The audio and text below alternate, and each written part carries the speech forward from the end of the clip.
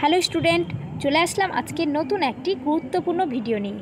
তো আজকের ভিডিওতে আলোচনা করব state medical faculty of West বেঙ্গলের আন্ডারে যে অফলাইন কাউন্সেলিংটা হচ্ছে সেখানে কি কি ডকুমেন্টস দেখা হচ্ছে। তো আমি এর আগে ভিডিও বানিয়েছিলাম 8খানা ডকুমেন্টসের কথা তোমাদের বলেছিলাম। তো সেখানে আসলে কি কি ডকুমেন্টস দেখা হচ্ছে সেটা নিয়েই আলোচনা করব। তো প্রথমেই তোমাদের কিন্তু র্যাঙ্ক কার্ড দেখিয়ে ভেতরে ঢোকানো হবে। কিন্তু তোমাদের যেখানে ডকুমেন্টস দেখা হবে, প্রথমে কিন্তু ডকুমেন্টস দেখা হবে, সেখানে দেখছি 1 নম্বরে অ্যাডমিট কার্ড। সেটা হচ্ছে মাধ্যমিকের অ্যাডমিট কার্ড হতে পারে বা যে কোনো recent pass out admit card, HS হতে পারে। তো মাধ্যমিক অ্যাডমিট কার্ডটাই তোমরা নিয়ে যাবে।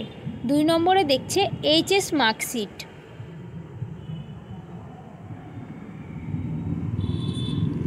3 নম্বরে দেখছে তোমাদের কাস্ট সার্টিফিকেট। তো যাদের কাস্ট সার্টিফিকেট রয়েছে তারা কিন্তু কাস্ট সার্টিফিকেট নিয়ে যাবেন, আর যাদের নেই তাদের কিন্তু মাধ্যমিকের অ্যাডমিট কার্ড এবং এইচএস মার্কশিটটা দেখতে চাইবে। তো এই 3টে দেখা হয়ে গেলে তারপরে কিন্তু চয়েস ফিলিংয়ের জন্য যেতে হচ্ছে, আর সেখানে কিন্তু অবশ্যই ক্যাশ বা ডিমান্ড ড্রাফট নিয়ে ঢুকতে হচ্ছে।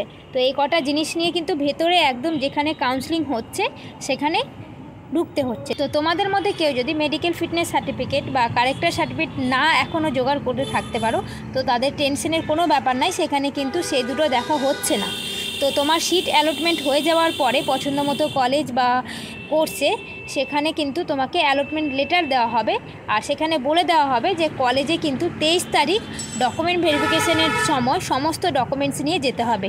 তো সেখানেই কিন্তু কারেক্টার সার্টিফিকেট এবং ফিটনেস সার্টিফিকেটটা দেখা হবে এবং নেওয়া হবে। তো চলো, অফলাইন কাউন্সেলিংয়ের সময় কিন্তু কারেক্টার সার্টিফিকেট বা মেডিকেল ফিটনেস সার্টিফিকেট দেখা হচ্ছে না। তো আজকে এটা জানানোর জন্য এই ভিডিওটা করা। তো চলো, আজকের ভিডিও এখানেই, দেখা হচ্ছে পরবর্তী কোনো গুরুত্বপূর্ণ ভিডিও নিয়ে। তো যারা আমার চ্যানেল নতুন, অবশ্যই এরকম প্যারামেডিক্যাল নিয়ে ইনফরমেশন পেতে চ্যানেলটিকে সাবস্ক্রাইব করে দিও। Thank you.